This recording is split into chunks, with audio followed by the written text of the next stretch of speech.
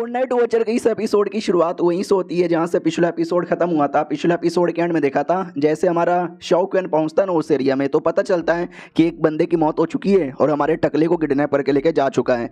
तो बहुत ही ज़्यादा गुस्सा आता है कि सालों कितनी हिम्मत, उन्होंने बेचारे एक बंदे को जान से मार डाला। अरे यार एक बार मुझे वो साले मिल जाए मैं जान से मार डालूंगी।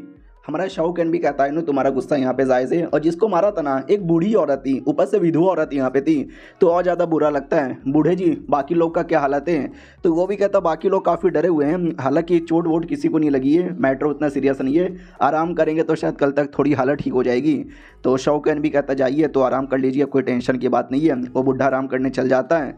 फिर काउचे के दिमाग में एक डाउट आता है कि उन लोगों ने हमारे टकले को पकड़ लिया है, तो जाहिर सी बात है हमारे टकले के पास ऐनक भी तो है।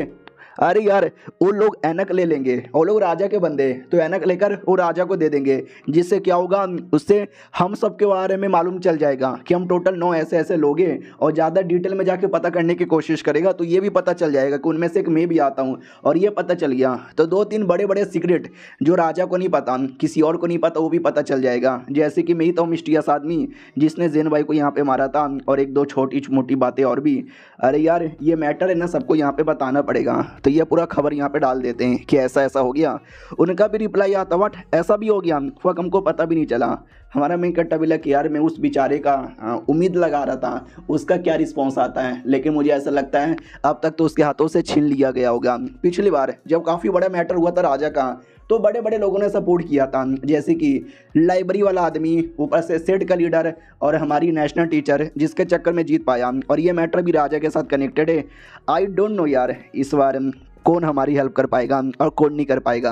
तभी बुढ़े का रिप्लाई आता है कि मुझे तुम्हारे घर के आसपास ही वो टकले का महसूस हो रहा है। हमारा गाँव शाओक्वेन कहता व्हाट क्या बकवास कर रहे हो, सच्ची में हमारे घर के आसपास है। अरे नंबर 2 तुम ढूंढ सकती हो क्या? वो भी कहती है या मैं ढूंढ सकती हूँ, जाओ रे आत्मा। एक आत्मा को रिलीज़ करती है, वो आत्मा पूरे एरिया में चेक करता है, तो वो आके में झाड़ी के पीछे टकले वाला ऐनक मिल जाता है।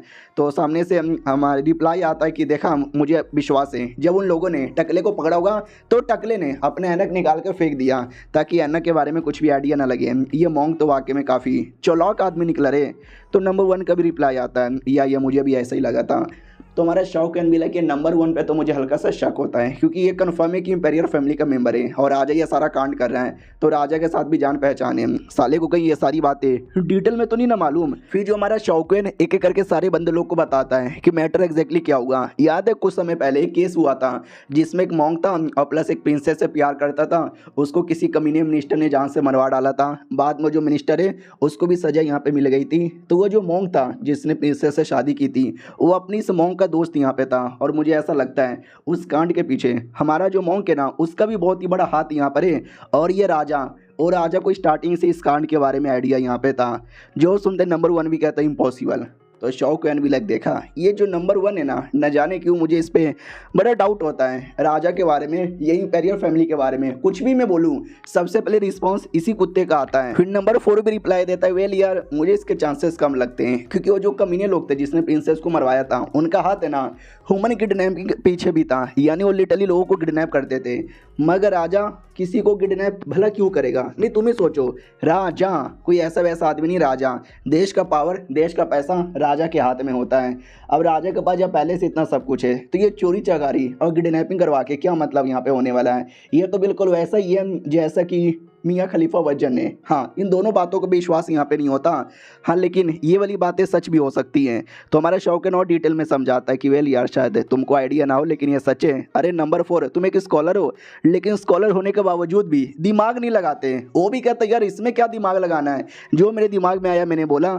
हमारा मेकट्टा भी कहता है क्योंकि तुम्हें अंदर की थोड़ी सी स्टोरी और यहाँ पे मालूम नहीं है। वो जो कमीना मिनिस्टर था जिसने मैंने यहाँ पे मरवाया था, क्या ना उसकी एक अपना ग्रुप था, अपना एक ऑर्गेनाइजेशन यहाँ पे था, और जिसके द्वारा ये किडनैपिंग और सारे इलीगल काम होते थे, और उन्हीं द्वारा हमारी प्रिंसेस को और जो मोंक यहाँ पे था उसको जान से मरवाया गया था। और राजा को ये सारी चीज़ों के बारे में स्टार्टिंग से आइडिया था, लेकिन उस कुत्ते ने कुछ भी नहीं किया। वो तो बाद में 1-2 ऐसे कांड हो गए, अपना धमाके वाला केस आगे आ गया जिसका आपस में इंटर कनेक्शन था, तो ऑटोमेटिक केस अपीयर हो गया, वरना किसी और को कुछ पता नहीं चलता और राजा न जाने अंदर ही अंदर और कुछ भी गहरी प्लानिंग यहाँ पे कर सकता था। जो सुनते ही नंबर 1 भी कहता व्हाट ऐसा भी कुछ हो रहा है यार, मतलब थोड़ा हैरानी की बात लग रही है। हमारा नंबर 4 भी कहता ओके ठीक है, तो ये सारी बातें समझ आ गया, लेकिन अपना ये जो मॉन्क है उस मॉन्क के पीछे क्यों पड़ा हुआ है? कहीं ऐसा तो नहीं है उस समय मॉन्क अपने दोस्त का बदला लेने के लिए राजा के पीछे पड़ गया होगा और या फिर ऑर्गेनाइजेशन के पीछे पड़ गया होगा। लेकिन जब उस समय पीछे पड़ा था, जब राजा को अपने टकले से इतना फर्क पड़ता है, तो भाई पहले टकले को क्यों नहीं मरवाया? ये केस तो बहुत पहले हुआ था ना, अब जाके टकले के पीछे इतना क्यों पड़ा हुआ है?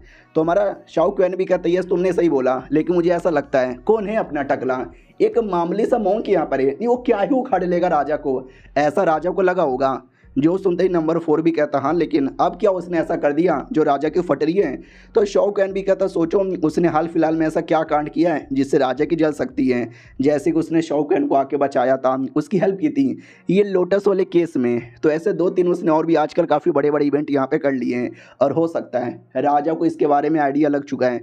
तो अब जाकर शायद राजा को एहसास हुआ होगा कि मॉन्क को सही सलामत रखना ठीक नहीं होगा, उसको रास्ते से मिटाना पड़ेगा ताकि ना राजा कभी एक्सपोज हो, ना उसके जो बुरे बुरे कांडे वो कभी एक्सपोज हो। जो सुनते ही नंबर 1 भी कहता है वेल हाँ तुम्हारी बातें सुन के अब मुझे ऐसा लगता है कि ठीक है, लेकिन 2 डाउट अभी भी है। सबसे पहला कि राजा को भला क्या ही फर्क पड़ा है जो दूसरों को किडनैपिंग करवाए और दूसरों को लूटा पाटे करे? और सेकंड भाई गार्ड बहुत सारे हैं, अपना नाइट वॉचर की पूरी टीम लगी पड़ी रहती है, पूरे सिटी गेट में सब कुछ ऊपर से लेके नीचे तक होता रहता है। वैसे में राजा इतने सारे बंदे लोग को भेज दें, ये भी मुझे थोड़ा सा डाउटफुल यहाँ पे लगता है। तो शाहरुख भी लाइक हाँ ये वाला डाउट तो मेरे दिमाग के अंदर आ रहा है। तो नंबर 5 कहती है शायद कोई सीक्रेट रास्ता होगा, जैसे कि जमीन में कोई गड्ढा जिसके द्वारा निकल जाए। शाहरुख भी लाइक हाँ इस पागल लड़की ने पहली बार कोई सही बात बोली है, कोई सीक्रेट पैसेज यहाँ पे हो सकता है। अरे यार लेकिन उससे ज़्यादा मुझे टेंशन हो रहा है अपने मॉन्क का यार, बेचारे को सीक्रेट पैसेज से लेके चले गए, न जानो उसके साथ क्या किया होगा।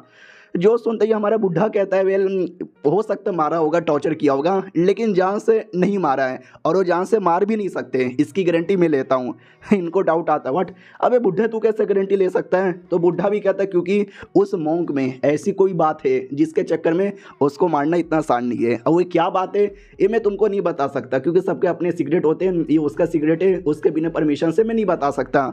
हमारा शाहरुख को कोई फ़र्क नहीं पड़ता क्योंकि भाई मैंने भी कई सारे राज पहले छुपाए थे और अभी भी कई सारे राज यहाँ पे छुपाता हूँ और राज छुपाना अच्छी बात होती है, तो मैं फोर्स भी नहीं करूँगा। बस हम तैयारी करते हैं, हो सकता है सीक्रेट रास्ता ढूंढेंगे, उन कमीने को ढूंढेंगे, 1-2 को जान से मारेंगे और आत्मा से पूछताछ कर लेंगे। क्यों नंबर 2 भी कहती है अब सही बोला तुमने।